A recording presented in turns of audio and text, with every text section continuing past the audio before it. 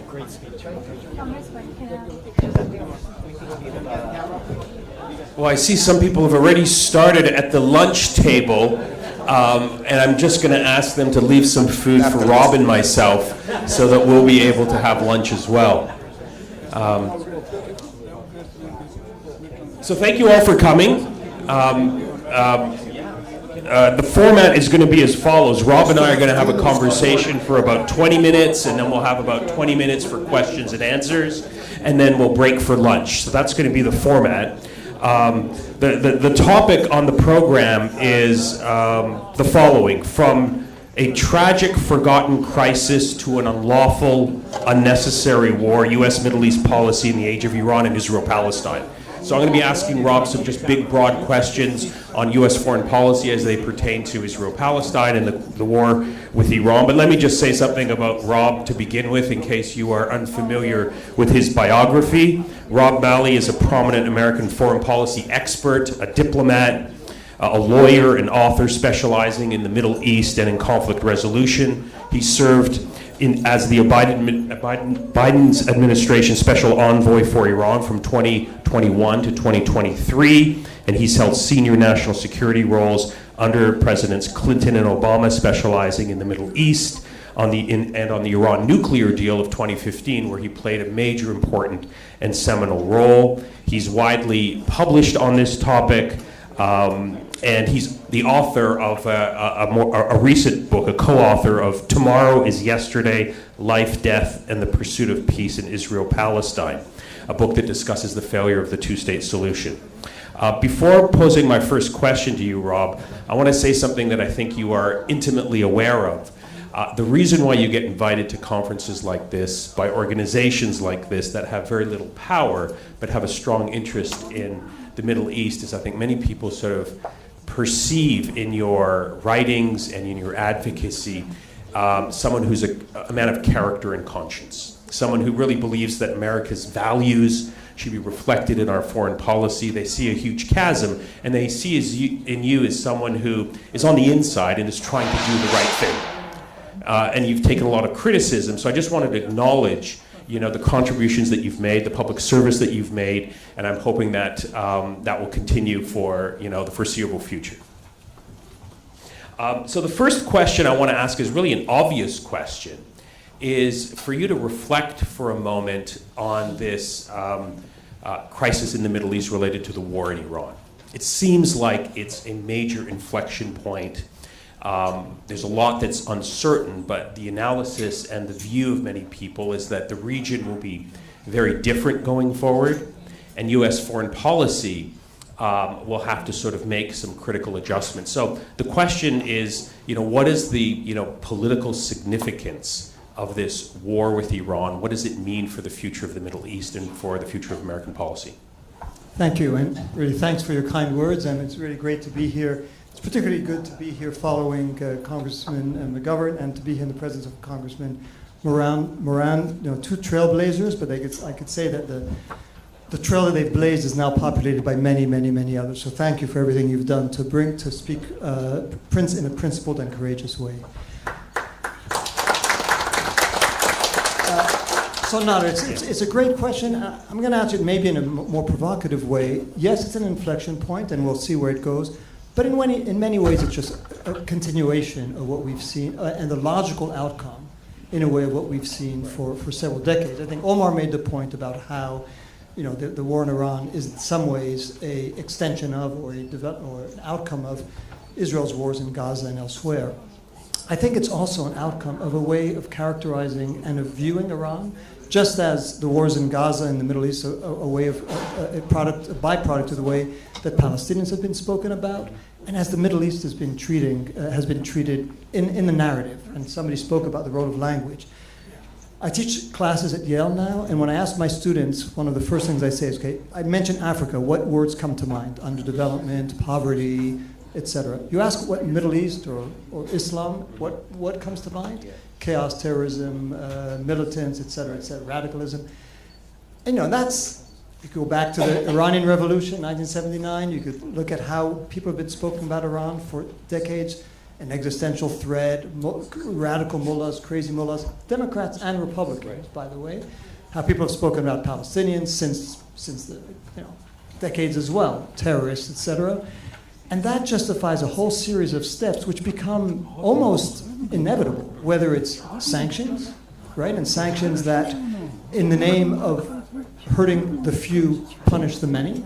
And the sanctions, there's a few areas of the world where sanctions have been used as much as in the Middle East: Syria, Iran, the Palestinian Authority, Libya, et cetera, et cetera. And so that it normalizes that. It normalizes the fact that human beings matter less than the geopolitical stakes and the fight against evil. The use of military force, again, over and over again. So in that sense, I'd say the war in Iran, even though it is very much a Trump war, and it's very much a war that's going to change America's posture in the region. Again, I think America's posture in the region was already changing. But I think it's more important to look at the continuity than the rupture, because the continuity makes us look in the mirror and think about how Democratic administrations, including many that I served, Republican administrations in which I didn't serve, have created an image of the region that normalizes the use of force and policies that sacrifice the lives of many. So you seem to be speaking about sort of the broader American political culture that views the Middle East in very sort of negative terms in forming policy. If that's the case, then the question becomes, how do we make a course correction? How do we change, I guess, political culture in the United States to have a better informed Middle East policy that is more in keeping with our stated values? Yeah, and I should of course mention the war on terror, which is a whole other area where the Middle East has been viewed as a target of military attacks rather than anything else. How does it change? I mean, it changes because of organizations like this. It changes because of the members of Congress who I mentioned and all of the others who are coming after them. It changes because public opinion changes. And here, if you look at the polling, and I'm skeptical and cynical about polls, but it's hard to dismiss polls when they show such a tectonic shift, generational shift. So the change comes when, as President Obama famously put it, even though he may not have lived up to his words precisely, which is, you don't only end the war, you end the mindset that led to war. I'm of an older generation, and then when I see young people, whether the ones I teach or the ones who are polled or the ones who are activists, that's where the change is going to come. It's not going to come, I don't think, really from anything else. It will come to some extent from the lessons that leaders learn from their failures in the region. But I forget who asked the question about how come we haven't learned after Iraq, after Afghanistan, after one case after another. Politicians may not learn as quickly as their constituents, and so it will be up to their constituents to make sure that they will vote for people whose values they endorse and kick out those whose values they don't. Okay. Getting back to the Iran war, there's a recent piece that I'm sure you've read that has shaped a lot of the public conversation and debate recently, that Robert Kagan published in The Atlantic, where he argued that, quote, with control of the Strait of Hormuz, Iran emerges as the key player in the region and one of the key players in the world. The roles of China and Russia as Iran's allies are strengthened, the role of the United States substantially diminished. On that latter part, yes, China and Russia obviously, I think, are beneficiaries here, and the role of the United States has been diminished. But on his claim that Iran now emerges as a result of their control of the Strait of Hormuz as a significant global player because of this new shift, do you agree with that claim as a first question? Allow me to say, I think it's a little bit overstated. Listen, I look at this war and I think everyone's going to lose. I think the U.S., and Bob Kagan makes the point, certainly has lost, whether it's in terms of the inability of its military to meet whatever goals President Trump had in mind, in terms of the global balance of power, in terms of the U.S. Prestige and the image, whatever was left of it in the global South and in particular in the Middle East. So I don't think the U.S. is going to come out at all as a victor. Relatively speaking, Iran, as the sort of guerrilla fighter in this global war, has scored some very important points in terms of the mere fact of surviving, its resilience, its ability to use whatever power it had, in particular discovering or using for the first time the power it had over the Strait of Hormuz. But once the war ends and the Iranian regime is going to have to contend with an economic catastrophe, and no matter what hopes they have for war reparations, how they're going to repair their ties to society, how they're going to repair their ties to, how they're going to repair the economy. And yes, they've proven to some extent their ability to resist the greatest combination of powers that could have been assembled, Israel and the United States. There's going to have to be a reckoning on their side too, because some of the projects that they've engaged in, whether it's their nuclear program, whether it's their building of partnerships across the region, didn't really yield the benefits that they had hoped for. So do they come out of this relatively stronger? I mean, in the relative scoring between them and the US? Very possibly. But long term, is this a power that is going to be as strong as some of the critics of the war have said? And again, war's illegal, unjustified, unnecessary, all of that. I don't know that Iran will emerge as the fourth greatest power in the world. I think, as I say, that's probably a little bit of an exaggeration. So you've spent a lot of time over the years on the Iran nuclear question at a very senior level. Let me throw out a hypothetical scenario, and let me preface by saying I hope this scenario doesn't play itself out. But I would suspect that the conversation at the elite level in Iran right now, as a result of this war, given how catastrophic it has been for the senior Iranian leadership, that there would be a significant body of opinion at Iran's senior leadership saying, look, the only option we have now for the survival of our regime is to secretly and clandestinely fast track toward a nuclear weapon, because look at Pakistan, look at North Korea, we can't suffer this type of hit again. That seems to be the logical sort of move that the regime would make, regardless of what we think about, the human rights record of this regime, but just in terms of survival. Given your knowledge of this topic, is that a realistic option for Iran? Do you see this playing itself out, or is it just far-fetched? So first, I want to add to your list of examples they're going to look at. Yes, they look at Pakistan, they look at North Korea, they look at Libya, they look at Iraq. Right. So they have in front of them a clear objective lesson. Countries that have developed a nuclear weapon tend to survive, Western or other attempts to destabilize them far more than those who don't have nuclear weapons. So I think that lesson, and in fact, there's a number of Iranian officials who've said over the last several months or years, knowing what we know now, it might have been a mistake for us to live by the fatwa and to not develop a nuclear weapon at a time when we might have been able to do so. I like, part of what I do in life is put myself in other people's shoes, however different sizes and discomfort they may be. If I were an Iranian leader, that's probably how I would think now, just the way you said. If we had a nuclear weapon today, would we really have been the brunt of attacks that have been waged against us? And they do have the knowledge, we know that. They have the knowledge. If they wanted to acquire a nuclear weapon, develop a nuclear weapon, I suspect they could do that within, and I'll just make this up, based on some intelligence and some other public reporting, a year, maximum 2 years.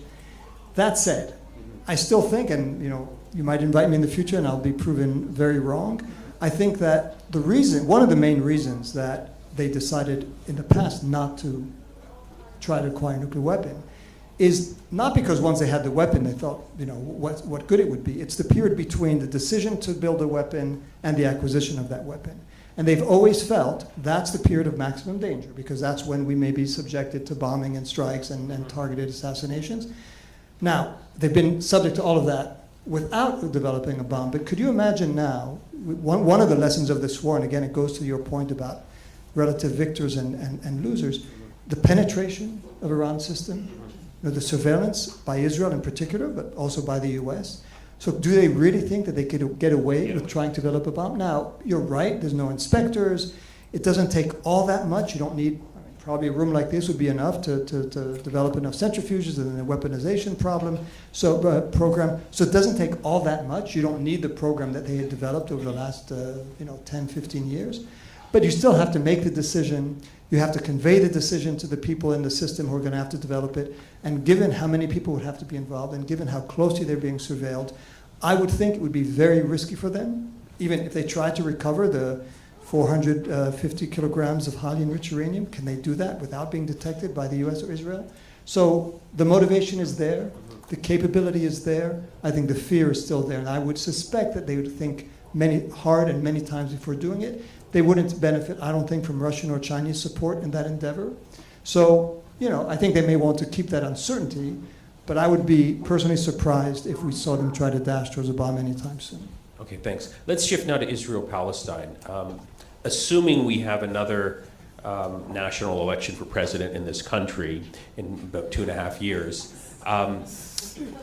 what has to shift? What has to shift in terms of the next president in order to have U.S. foreign policy move in a more humane and just direction to solve Israel-Palestine? You've just written a book on how the two-state solution is no longer there. You've been involved at these senior policy level discussions. There's a lot of frustration that frequently comes up when I talk to my students and members of the broader public. Why is U.S. foreign policy so consistently unable, and why does every American president seem to pursue policies that are so antithetical to America's stated values when it comes to this particular issue? Could you share us your thoughts on that? Yeah, broad question. I'll do my best. So I look at U.S. foreign policy on this issue, and I look at two metrics, two factors. One, how U.S. policymakers have viewed the strategic interests of the United States in the region since the onset of the Cold War, basically. And second, domestic politics. And there's a correlation between the two. I don't think one is sort of the determining factor. So if you look at it, and I say this not to endorse it, maybe in a bit cynically, the track record of the U.S. in the region, despite its policies that, as you put it, are inconsistent with American values, the balance sheet has not been that negative, right? If you're sitting in the White House and you say, okay, we've had this policy of leaning heavily towards Israel since, 67 or whatever, and with a Cold War agenda, it helped us keep the Soviet Union out of the region. We've had very close ties with a very powerful country in the region. It is not alienated, contrary to what experts said, it's not alienated Arab regimes. It may have alienated Arab public opinion, but Arab regimes, if anything, have come to the U.S. asking it for assistance in trying to make Israel move. So the U.S. has preserved its primacy. It's preserved its privileged relationship, not just with Israel, but with Israel's supposed foes. Even the Palestinians, after Oslo, had to turn to the U.S. We could debate whether that was the right idea or not, but they had to turn to the U.S. in order to try to get any support, any succor. So not a bad balance sheet, right? The U.S. could say, yeah, we've triggered some opposition, but the regimes took care of that for us. And we are still, as I said, the primary power. And for a country that has pursued primacy for a very long time, not a bad outcome. Now, given that, given the low, and since I'd say President Clinton, there's been this desire to reach a settlement, if they could. And I have no doubt that President Clinton, President Obama, I can't speak for President George W. Bush, but they would have liked to be presided over a peace settlement. But was the strategic value so great? And did they think that it was achievable at a cost that would not entail a real crisis with Israel and sort of maybe instability in once, because any policy shift incurs a cost in terms of the stability of the region. And then you look at the domestic price. Yeah. So they have to pay a domestic price for a strategic goal that is not important, when the status quo is kind of working. I mean, you go speak to president, try to convince them, as smart as they may be, as even if they have the right values, and even if they understand what's happening between Israelis and Palestinians, try to convince them when they have so many other things going, it's going to be very hard. And President Obama, who probably was, certainly of the presidents I served, the one who was most empathetic to the Palestinian cause, I think he was very aware of his own limitations and just didn't, he said at one point towards the end of the presidency to a number of us, people were saying, we always hear Americans saying Netanyahu in Israel is, why are they so irrational? They're driving the country down the drain because they're going to have to choose between being either Jewish or democratic. And what he said in a moment, I think, of real clarity was, Netanyahu's not being irrational at all. If you're an Israeli leader and there's no consequence, if there's the impunity that Omar spoke about, why wouldn't you continue in that vein? Yeah. And what Obama then said is the irrationality is from those of us in the US who believe that simply by begging the Israelis and telling them what's in their own best interest, that they're going to follow suit. Right. So what it takes is a change which he, again, I think he would have liked to have had that power, or he would have liked to have that, whatever you want to call it. He didn't think he did. And so he himself, despite that awareness, wasn't prepared to put the kind of pressure, wasn't prepared to impose the kind of accountability on Israel that it would take to at least begin to shift things. Whether that would lead to a fair solution, that's a different debate. But at a minimum, not give Israel every reason every rational, logical reason to continue down the path they've been on for decade upon decade. So two related questions. Public opinion in this country, particularly among young people, has radically shifted on Israel-Palestine. I mean, I never thought I would live to see a moment where elected politicians openly say, I'm not taking AIPAC money. It's too toxic, I'm going to lose. That's a radical shift. So that one could argue that creates, that changes the domestic calculation for elected politicians. And then the second sort of related issue is the whole question of the possibility of a future Arab Spring. If some of America's allies in Jordan or Egypt start to tinker, if there's sort of, it looks like there's going to be some political change in those countries, would that force then an American president to think much more seriously about their policy toward Israel-Palestine? Well, I could speak more confidently about the former. I do think that, I'd say that the last presidential election and a few congressional battles as well, and mayoral battle as well, have been the first time in my lifetime that I've seen politicians have to think not just of the cost of being too critical of Israel, but the cost of not being critical enough. And that's a revolutionary change. Again, it's going to depend on how much American voters put this, how high it ranks on their priority list when they decide to vote in primaries or in other elections. But to see presidential candidates and congressional candidates having to look not just on one flank but the other, that will mean that, there's going to have to be some change. I don't want to sound overly optimistic that the change is going to occur overnight, but that's the kind of change, if you look at a very depressing landscape, it's probably, for me, the greatest reason for hope, is that there's something changing in this country. It took a genocide, it took, not sure that I wish that it had happened without that, but certainly there's been an awakening, and I think the young Americans today, and every generation of Americans, wakes up to foreign policy because of some event. For me, when I was younger, it was through my parents, my assessment of Vietnam, and then later on of other misadventures of the U.S. in the region. For this generation of Americans, it's going to be what happened in Gaza, America's complicity in what happened in Gaza, America's lies about what happened in Gaza. So yes, I do think that could change. How quickly it will be, and will it be quickly enough to reverse what at some point will be irreversible changes on the ground in Israel-Palestine? That I don't know.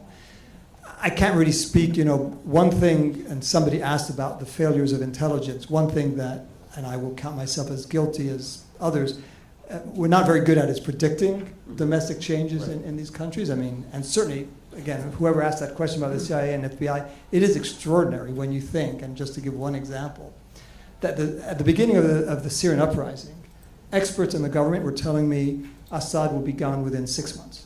13 years later, he was still there. Fast forward to just a few years ago, experts in the government were telling me, and were saying publicly, Assad is here to stay, we now have to find a way to normalize. Lo and behold, a few months later, he was gone.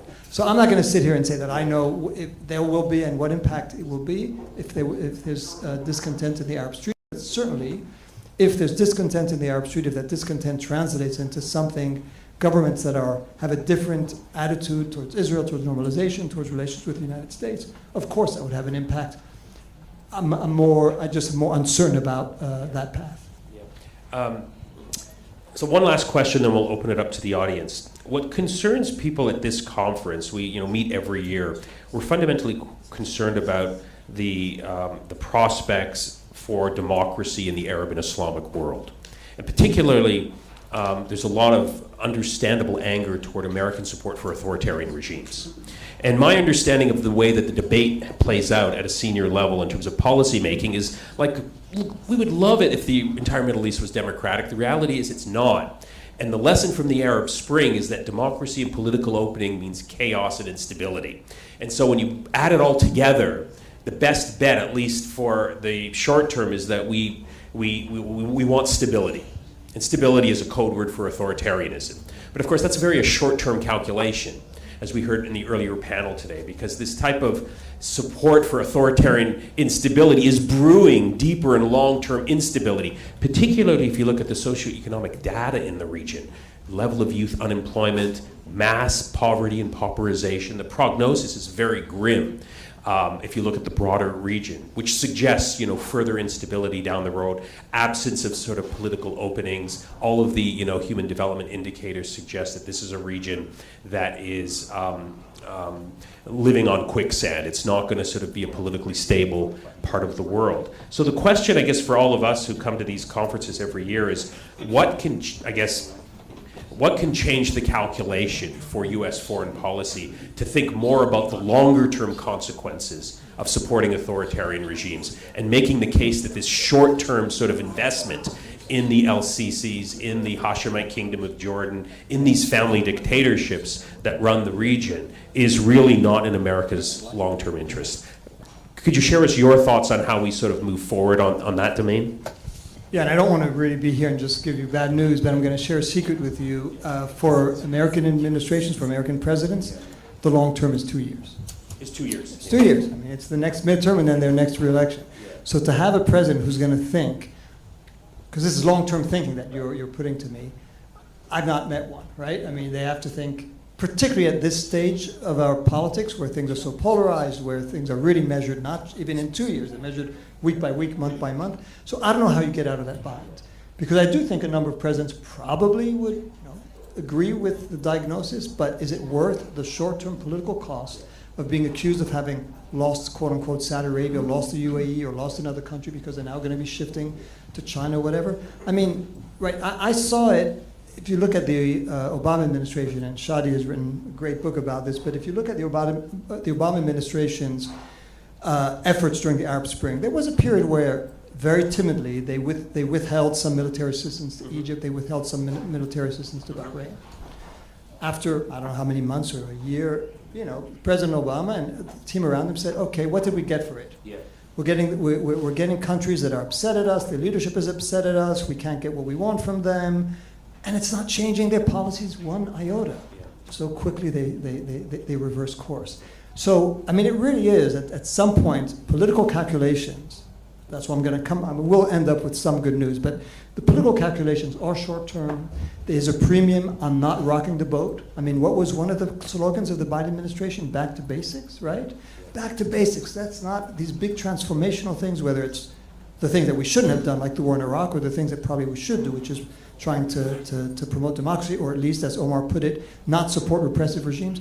Those come at immediate cost, long-term gain. If you're a politician, and I say this in the presence of at least a former recovering politician, if you're a politician, particularly in the presidency, you do think more short-term. And I think that's really, I struggle with how you get over that. Now, the way you get over it, and it's going to be sort of, I think, the consistent theme for me of today, the way you get over it is if the politics change and the political costs change. If people care enough. Now, I'm not sure enough Americans are really going to care about whether we have a policy of promoting democracy in Saudi Arabia or in Egypt or not.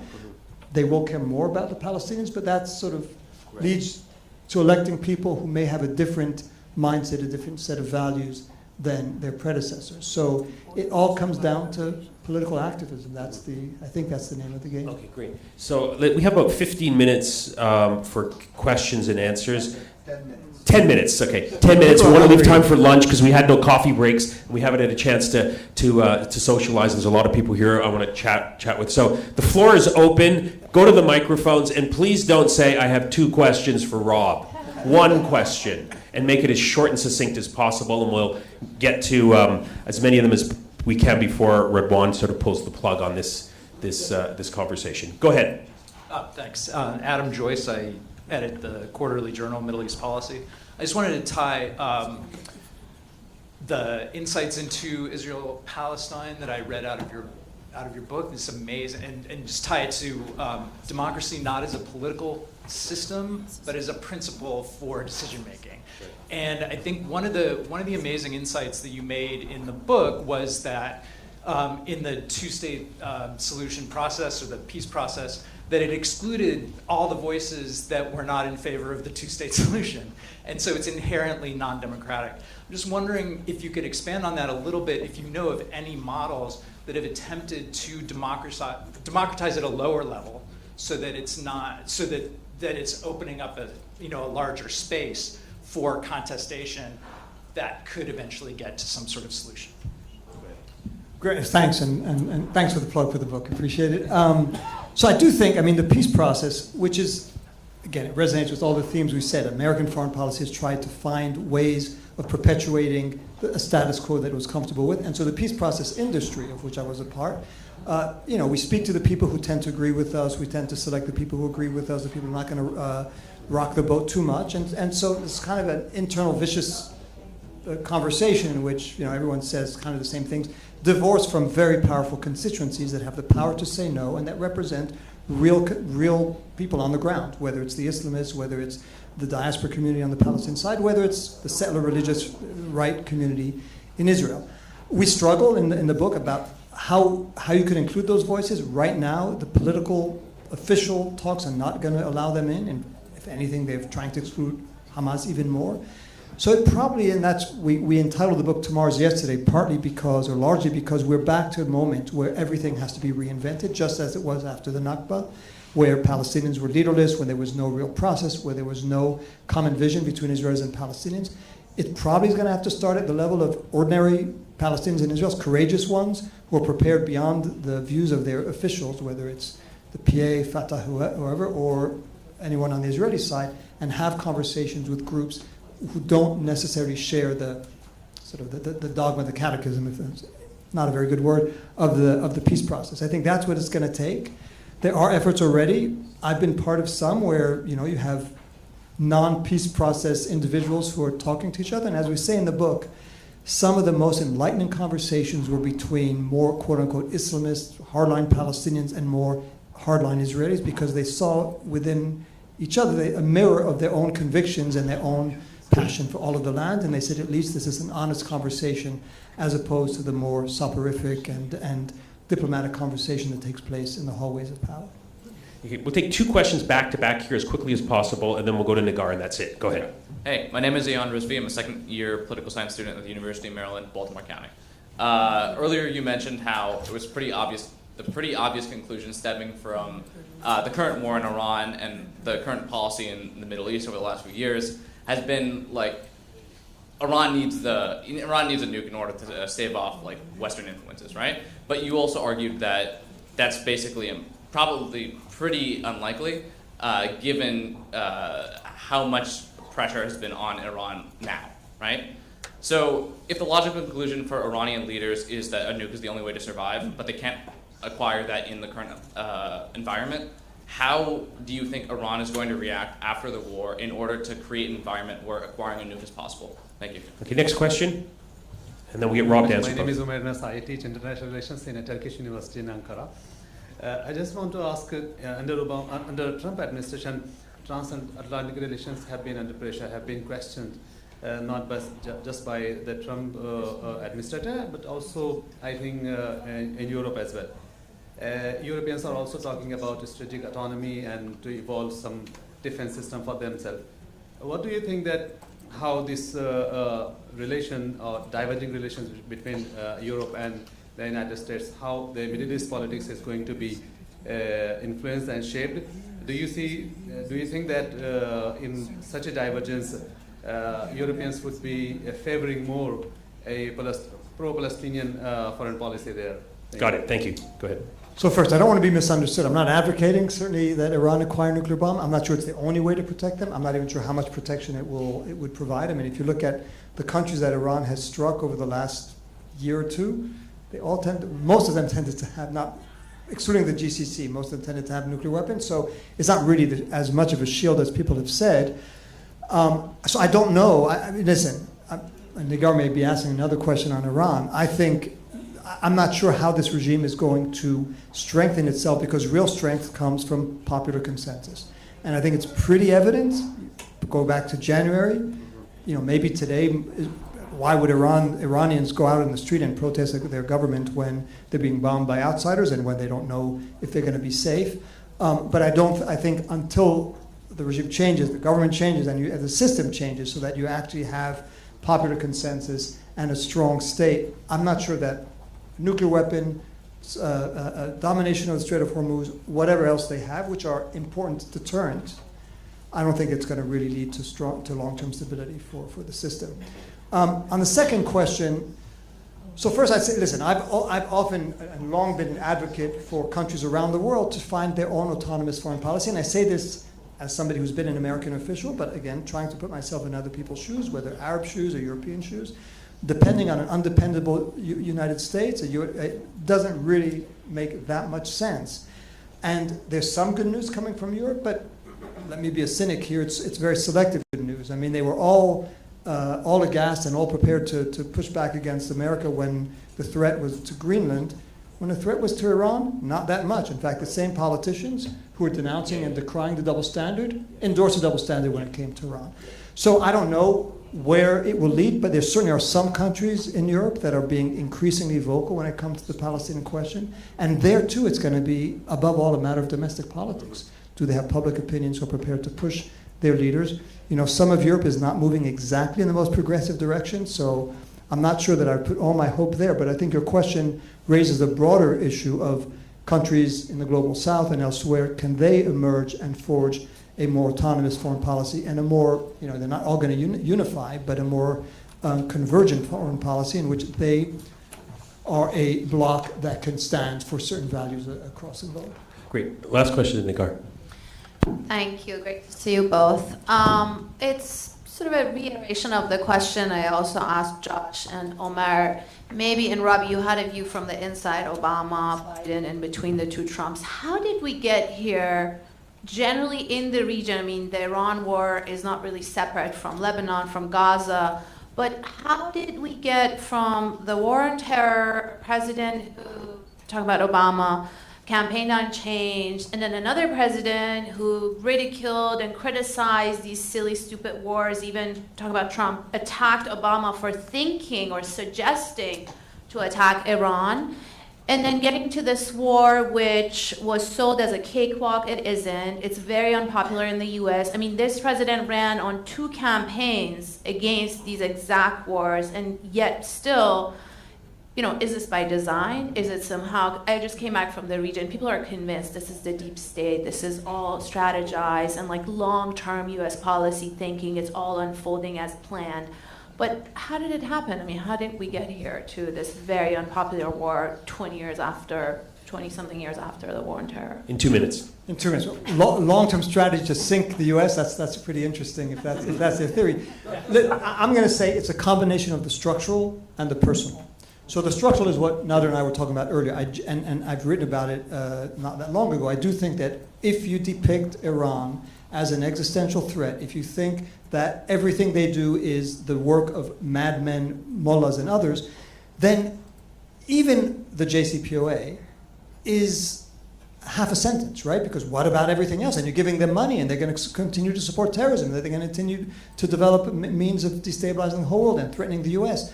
So it's very hard to reconcile a narrow deal with the broad threat that Iran represents. And I think there has to be a real reckoning on the part of Democrats in particular of how they've participated in, you know, Edward Said would call it, you know, he would describe this far better than I would, about a depiction of the other, and in this case the Iranians, Muslims, Arabs in general, but Iranians in particular, as such a threat that military force is just the next step in a series of steps, even though Obama was adamantly against it.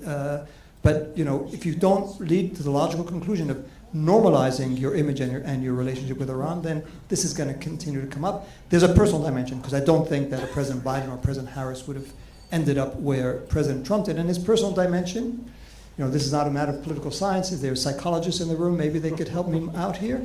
I think he became convinced from a series of steps that he's taken since his first term. The experts are always wrong. We moved the embassy to Jerusalem. Where's the outcry? We killed Qasem Soleimani. Where's Iran's retaliation? We bombed them in June 2025.